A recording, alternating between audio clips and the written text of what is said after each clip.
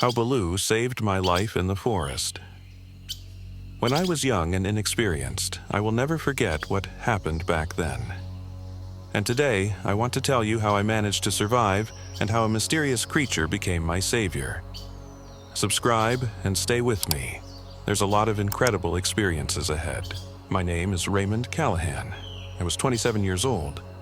That autumn day, I went into the forest to pick mushrooms, thinking it would be a short walk. The wind rustled the treetops, and the leaves shimmered in golden hues under the last rays of the sun. I wasn't very experienced with forest life. My knowledge was limited to what I had seen on TV and read in books. I ventured deeper, enjoying the silence and the scent of damp earth. But by midday, clouds had thickened, and the forest took on a strange, unpredictable atmosphere. An unfamiliar sense of unease ran down my spine, as if invisible eyes were watching my every step. I tried to ignore it, but after a couple of hours, I realized I was lost. I shouted, hoping for a response, but all I heard was the echo of my own voice and the rustle of leaves. Night was approaching, the temperature dropping rapidly, and I understood I would have to spend it in the forest. My heart pounded so fiercely I thought it would burst. I tried to find shelter, but the dark thicket looked the same in every direction. And then I noticed a silhouette.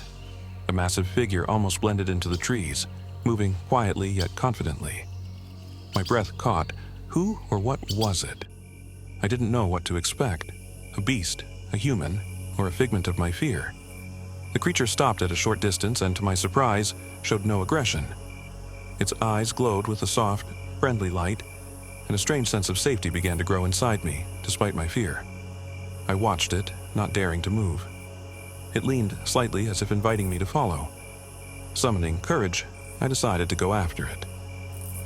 That night, I slept under the roots of an old oak tree, next to this mysterious being, which I would later name Baloo, after the friendly bear from a cartoon, whose manners surprisingly resembled my new forest companion. At that time, I did not yet know its name. I only knew one thing. Without it, I would not have survived that night. The next morning, I woke with an unusual feeling. Someone was standing nearby, a dark figure, as tall as an adult, almost blending with the shadows of the trees. My heart tightened, but a strange calm kept me from panicking. Remembering the previous night, I realized this creature would not harm me. I carefully sat up, trying to get a better look. Its thick dark fur seemed soft and warm, and its eyes, like amber lights, watched my every movement. Suddenly, a soft sound reached my ears, like the whisper of leaves as it moved without breaking a single branch. I realized this being navigates the forest better than any human. "Are you with me?" I asked, trying to swallow the tremor in my voice. Baloo responded with a slight tilt of its head. And then I understood. It understood me without words. That's how our unusual partnership began. I followed it, learning to distinguish edible berries, safe trails, and sources of water. That morning, I felt for the first time that the forest was not an enemy but a complex system that could be understood with a guide by your side. We walked for several hours. Every tree, every crack in the bark, every turn of the trail mattered. I tried to remember everything, so I could navigate alone later. But with each step I realized, without Baloo, I would have been completely lost. Suddenly, the sky was covered with leaden clouds, and a storm began. The wind howled between the trees, leaves whirled in the air, and rain pelted down like hail. I could barely keep my balance. The creature, which I had not yet named Baloo, became my shield. Its massive body protected me from the wind and cold, transmitting strength and warmth through its fur. "Thank you," I murmured, feeling the wind trying to knock me off my feet. Throughout the day, we searched for shelter. I knew, without it, my chances of survival were slim. It showed me where to get water, which plants were safe to eat, how to avoid dangerous pits, and stay clear of predators. Whenever I grew tired, it calmly stood beside me, as if urging me to keep going. By evening, we found a small cave on the slope of a hill. It was spacious enough to take cover from the rain. I lit a fire, and the warmth of the flames mixed with the sense of safety that Baloo's presence gave me. At that moment, I felt for the first time I was not alone in this forest. Sitting by the fire, I reflected on the strange randomness of fate. Who could have imagined that a mythical creature resembling Bigfoot would become both my savior and teacher? Its movements and manners reminded me of a kind cartoon bear, and that's when the name I would later give it came to my mind. For now, it was just a feeling of trust and friendship. The night was long. The sounds of the rain, the crackling fire, and Baloo's quiet steps created an unusual harmony. For the first time in days, I allowed myself to relax. But the forest does not forgive mistakes, and I sensed that new challenges awaited, testing my strength, courage, and trust in this mysterious creature. The next morning, after the storm, the forest looked renewed. Moisture covered the leaves, branches hung heavy with water, and a light fog created the illusion of a floating forest. I peeked out of the cave and saw Baloo, his dark figure barely distinguishable against the gray mist. He watched over the forest, and I understood. He sees what is hidden from the human eye, every trail, every threat. We continued our journey. I walked cautiously, mimicking his movements, observing and learning. He showed safe routes, where to draw water from hidden springs, which berries were edible. I realized how inexperienced and vulnerable I was, but with Baloo nearby, I felt protected. "How do you know all this?" I asked, almost in a whisper, afraid the forest might overhear. Baloo merely tilted his head slightly, his eyes softly shining in the morning light. The answer was clear. Experience and understanding of the forest, which I had yet to gain. I began to pay attention to every gesture, learning through his movements how to navigate this wild world. Yet the forest remained unpredictable. We heard wolves howling in the distance. My heart froze, my legs wobbled, but Baloo calmly stepped in front of me, showing that the danger was not for us. His confidence passed on to me, and fear gradually faded. The day was spent exploring the forest, finding food and water. I watched Baloo skillfully overcome obstacles, and realized this was not just a beast, but an intelligent, perceptive creature. By evening, we found an old fallen trunk that became temporary shelter. I sat next to Baloo, watching as the forest sank into twilight. The silence was almost absolute, broken only by the snapping of branches and the occasional cry of a nightbird. I spoke of my fears of being alone. He listened, and for the first time I felt this was not just an animal. This was a friend who would save me. I knew I would never forget these days. And then the thought came.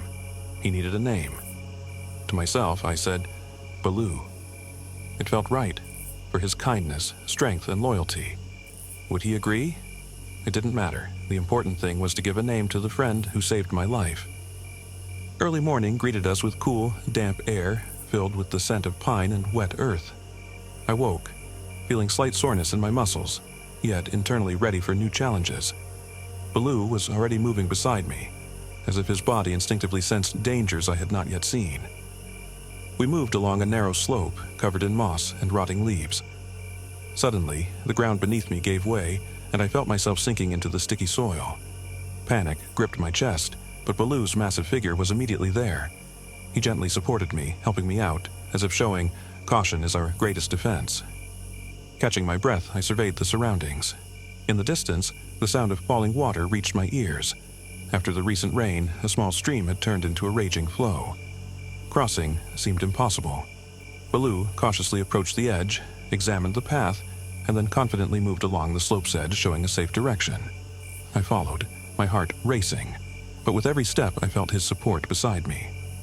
When we reached a more even patch, a cracking and scraping sound echoed, something heavy breaking in the bushes. Darkness hid the source and I froze, overcome by anxiety. Baloo tensed, his body ready, eyes carefully watching every movement. At that moment I realized we were not here by chance. Someone or something was observing us. After a tense day, we found a secluded spot beneath overhanging rocks, a small ledge protected from the elements. I lit a fire, and the warmth mixed with a sense of calm. Beside Baloo, I felt true protection for the first time. His presence was simultaneously strong and quiet, like a living shield. Sitting next to him, I thought about how strange fate can be. A creature that at first seemed dangerous or mysterious had become my support and guide. Its behavior included lessons that were not direct. Gestures, movements, reactions, all of it gave an understanding of how to act in new conditions. And although I had named him Baloo, I sensed this was just the beginning of our bond, built on trust and shared challenges. In the evening, as the day leaned toward sunset, the air was filled with a new feeling. A light breeze, the smell of damp moss, distant sounds of animals. Baloo stood nearby, observing the surroundings, and I felt new challenges lay ahead. But now, fear and anxiety did not grip me as before. I understood. As long as he is near, I have a chance to overcome everything this wild land throws at me. Morning reminded us of itself with a sharp crunch somewhere nearby. A brief sound, like a dry branch snapping under someone's weight. I rose faster than usual. Baloo was already standing, listening, tilting his head slightly, as if sensing vibrations beyond my perception. We moved along the slope, where the ground grew firmer and drier. Everywhere lay pieces of bark, and between roots ran a thin stream of water, a trace left by the night's rain. Ahead, faint tapping sounds resembled a drum roll. Baloo veered aside, and the source turned out to be a massive woodpecker carving its home into a dead tree trunk. Nothing dangerous, but the unexpected sight startled me more than any warning. After a few hours, we came to a stretch where the ground seemed to have fallen away. A long crack ran along the hill, as if a giant hand had torn the earth. I had to navigate it along a narrow section, where stones constantly slipped downward. Baloo moved ahead, skillfully nudging more stable rocks toward me, showing where to step safely. When we reached a relatively flat area, a loud snapping and scraping echoed, something heavy breaking in the bushes. Darkness hid the source, and I froze in alarm. Baloo tensed, his body ready, eyes carefully observing every movement. At that moment, I realized we were not here by accident. Someone or something was watching us. When we reached a relatively flat area, a large predator hovered above us, a huge bird with a wingspan, almost like a small glider. It circled several times and began to descend. I didn't know what to do. My hands trembled, my heart sank under my ribs. Baloo simply stood between me and the bird. He didn't attack, didn't make a sound, just stood still, but his presence was enough. The predator, after sizing us up, abruptly soared upward and disappeared. We found a place to spend the night on a cliff ledge, overlooking a valley cloaked in dense shadows. I gathered some dry branches and made a fire. Baloo sat nearby, observing the flames. Not as a guard, rather as one accustomed to living near fire, but not needing it. I looked at the valley and thought not of fear, not of who might be watching us. I reflected on something else. How much is hidden here that humans cannot even imagine? How many living beings know how to vanish in these thickets, leaving minimal traces? Baloo quietly tapped his knuckles on a rock, as if signaling it was time to rest. I lay on an improvised bedding and listened as the night filled with scattered sounds. The wind whistling between rocks, the shimmering hum of insects, the distant roar of water. And in that moment I realized one thing. This story is far from over. Tomorrow will bring an entirely different day, and what happens next will determine whether I can ever get out of here. Baloo did not look at me. He listened to the darkness, and that meant only one thing. Something unknown was ahead, moving closer. Subscribe so you don't miss the continuation of this story. The next chapter promises even more dangers, challenges, and unexpected discoveries.